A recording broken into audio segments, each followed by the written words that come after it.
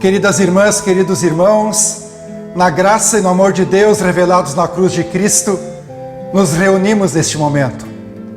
E nos reunimos em nome de Deus, Pai, Filho e Espírito Santo. Amém. Convido para orarmos e vamos fazer esta oração juntas com as palavras de um hino que diz o seguinte: Ó vem divino Criador as nossas mentes visitar, aumenta em nós o teu calor, vem nossas vidas animar. Supremo dom que vem dos céus, da vida a fonte principal, unção de paz aos filhos teus, às filhas tuas, és fogo e luz, sol sem igual. Os 7 dons da graça tens e és dedo da divina mão. Promessa eterna, agora vens orar em nós a tua oração. Os nossos corpos, tua luz transforma em templos de louvor, e neste clarão se reproduz o nosso impulso para o amor. Os opressores vens vencer, o povo pobre libertar. Ninguém nos poderá deter, pois nossos passos vens guiar. Do Pai, por ti, sabemos nós, do Filho que desceu dos céus.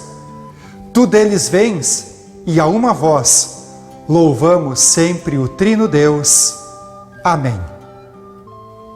Queridas irmãs e queridos irmãos, o Evangelho para este domingo nos chega a partir do que está escrito em Mateus capítulo número 16, os versículos 21 até 28. Desde esse tempo, Jesus começou a mostrar aos seus discípulos que era necessário que ele fosse para Jerusalém, sofresse muitas coisas nas mãos dos anciãos, dos principais sacerdotes e dos escribas, fosse morto e no terceiro dia ressuscitasse. Então Pedro, chamando-o à parte, começou a repreendê-lo, dizendo: que Deus não permita, Senhor, isso de modo nenhum irá lhe acontecer. Mas Jesus, voltando-se para Pedro, disse: saia da minha frente, Satanás, você é para mim uma pedra de tropeço, porque não leva em consideração as coisas de Deus, e sim as dos homens. Então Jesus disse aos seus discípulos: se alguém quer vir após mim, negue a si mesmo, tome a sua cruz e siga-me, pois quem quiser salvar a sua vida, a perderá. E quem perder a vida por minha causa, esse a achará. De que adiantará uma pessoa ganhar o mundo inteiro e perder a sua vida? Ou o que dará uma pessoa em troca da sua alma? Porque o Filho do Homem há de vir na glória do seu Pai, com seus anjos, e então retribuirá a cada um conforme as suas obras. Em verdade lhes digo, que dos que aqui se encontram, existem alguns que não passarão pela morte, até que vejam o Filho do Homem vir no seu reino.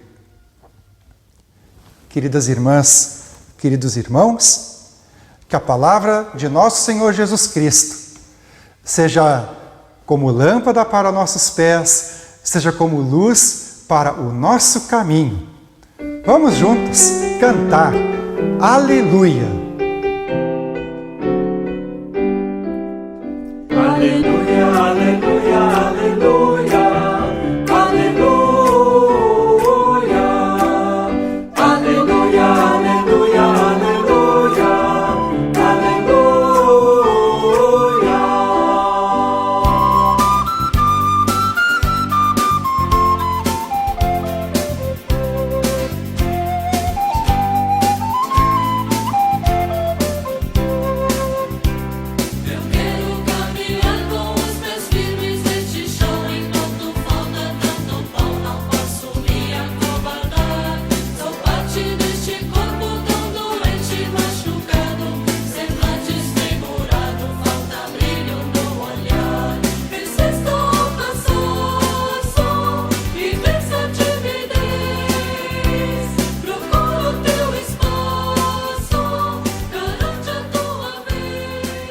Deus da graça, que Deus do amor e da paz esteja com todos vocês em Jesus Cristo Salvador e no poder do Espírito Santo, que nos reúne como filhas e filhos de Deus em todo o tempo. Amém. Dias atrás, um jovem pai perguntou o seguinte, lá na Secretaria da Comunidade: quais as vantagens, quais os benefícios que a gente tem por fazer parte da comunidade da igreja? O que ela oferece para a gente? Pergunta semelhante é feita quando a gente quer trocar a operadora do telefone celular, por exemplo. Quais as vantagens, quais os benefícios que a empresa tem para nos oferecer? Vantagens, benefícios, lucro. Palavras do mercado individualista, do mercado rentista, totalmente diferentes da doação, do mutirão, da partilha solidária, que não são somente palavras, mas apontam e mostram propostas de ações coletivas, ações comunitárias. Sim, o coletivo é sempre mais exigente do que o individual. O coletivo, a comunidade, os seus projetos, as suas necessidades, as suas lutas, as suas dores. A comunidade requer um esvaziamento de si. Deixar as suas necessidades, os seus desejos, as suas exigências de lado. É assim que Jesus apresenta as condições para a vida de fé. Quantas e quantas vezes já ouvimos isto? Se alguém quer vir após mim, a si mesmo se negue, tome a sua cruz e siga-me.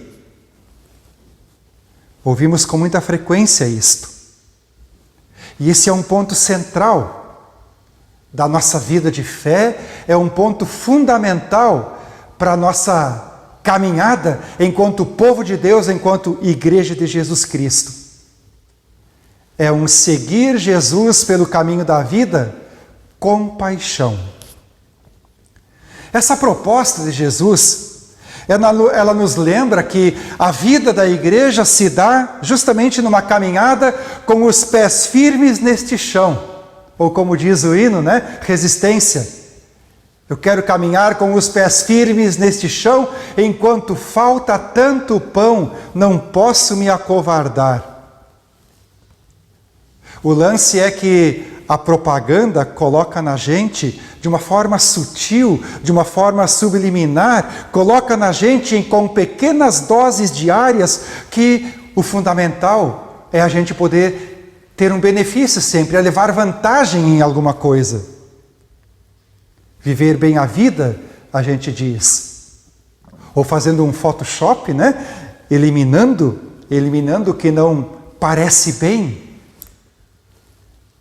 Mais ou menos como Pedro propôs para Jesus, quando Jesus lhe comentou e comentou aos seus discípulos também, poxa, tenho que fazer isto, tenho que ir até Jerusalém. E Pedro usa o nome de Deus para legitimar o seu pensamento, a sua vontade, fugir da cruz. E queridas irmãs, queridos irmãos, esse conflito permanece, faz parte também da nossa vida. É o show gospel que leva ao sétimo céu, mas não apresenta a dor da menina violentada, ou da pessoa com deficiência excluída, ou do agricultor que de novo não tem recursos. Não revela os bastidores da luta pelo poder, que nada mais é do que a concentração das riquezas do mundo nas poucas mãos.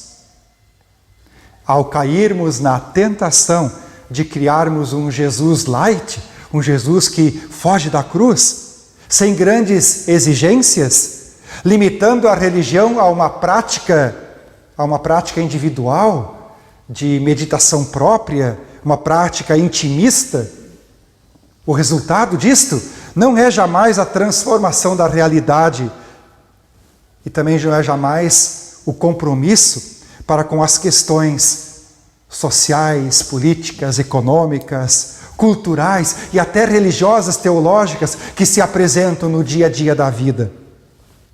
A cruz fica assim de lado.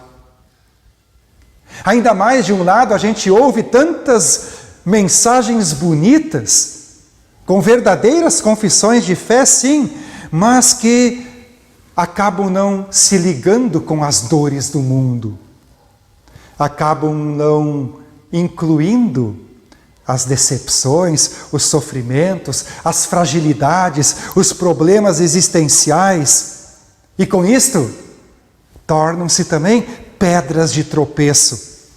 Assim como Pedro, que falou bonito, mas que quis negar o sofrimento como consequência de uma vida de fé, de uma vida comprometida com o projeto do reino de Deus. Mais fácil é deixar Deus e a sua palavra para o domingo e, de preferência, limitá-lo a um vídeo ou ao encontro dentro de 4 paredes, como se isso fosse possível. Mas se fizermos isto, e se procurarmos fazer isto, a cruz de novo fica de lado.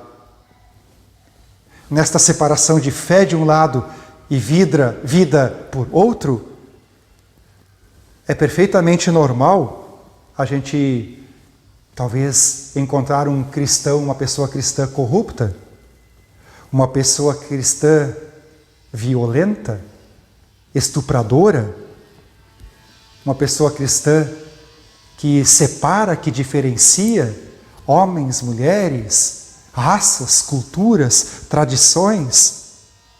E nesta separação, Deus acaba tendo como que uma obrigação de atender às minhas orações. Atender às minhas orações, os meus desejos egoístas e tantas vezes materialistas. Jesus, portanto, não é mais mestre, mas se torna um discípulo, alguém na minha mão. Não é mais aquele que nos serve, mas é sim escravo dos nossos desejos. E mais uma vez a cruz fica de lado. Jesus é radical. Diante de tais situações, a gente precisa ouvir novamente o que ele diz para Pedro.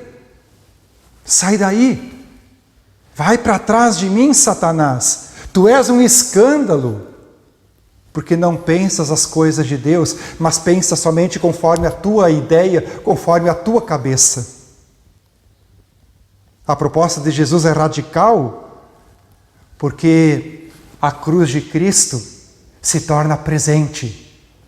Ela não é encoberta, ela não é afastada, ela é marca de um Deus que quer caminhar conosco e por meio de Jesus, o Filho unigênito de Deus, nosso Senhor, nosso Salvador, nos impulsiona e nos liberta para a vida. Se quisermos fazer parte da vida de igreja, se quisermos ser alguém na vida da comunidade, o seguimento de Jesus leva à cruz, pois a vivência das atitudes e das opções dele, tudo isto vai nos colocar também em conflito no tempo presente com muita coisa que é contrária ao projeto de Deus, ao Evangelho, à boa notícia da vida. Carregar a cruz, portanto, não é aguentar qualquer sofrimento de uma forma passiva. Se fosse assim, a religião ia ser um masoquismo tremendo. Mas carregar a cruz é viver as consequências de uma vida coerente com o projeto, repito, com o projeto de Deus que Jesus veio mostrar. O seu reino, onde as pessoas são incluídas para uma digna vida, para uma vida marcada pela paz, pela justiça, pelo amor. Seguir, portanto, Jesus não é nem tanto fazer o que Jesus fazia no seu tempo, mas é até pensar o que ele faria se estivesse aqui hoje conosco. Carregar a cruz, portanto, não é um fardo, não é um peso. Carregar a cruz é viver a libertação do pecado, a libertação da morte, a libertação da injustiça. Carregar a cruz é estar livre para viver em amor. Voltando então, queridas irmãs e irmãos, a pergunta que aquela pessoa havia feito lá no início, que eu lembrei. A igreja, a comunidade, Jesus, Deus, oferece para ti, para mim, oferece para nós coletivamente um espaço para que possamos em conjunto, possamos ser em conjunto novas pessoas. Não por causa da igreja, mas pela causa de Jesus, que nos chama para deixar de lado o que não nos torna pessoas amáveis, justas, que nos chama para assumirmos a cruz, que propõe a vida em amor para todas as pessoas. Que tal? Pensemos nisto. Amém. O poeta diz assim: é a graça de Deus, é a graça que me encoraja quando minha alma está abatida. É a graça que me sacia quando a minha alma está sedenta.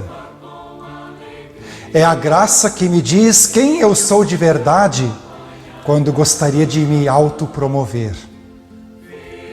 É a graça que me lembra dos meus deveres quando esqueço do sentido da vida. É a graça que me conforta quando estou abalado.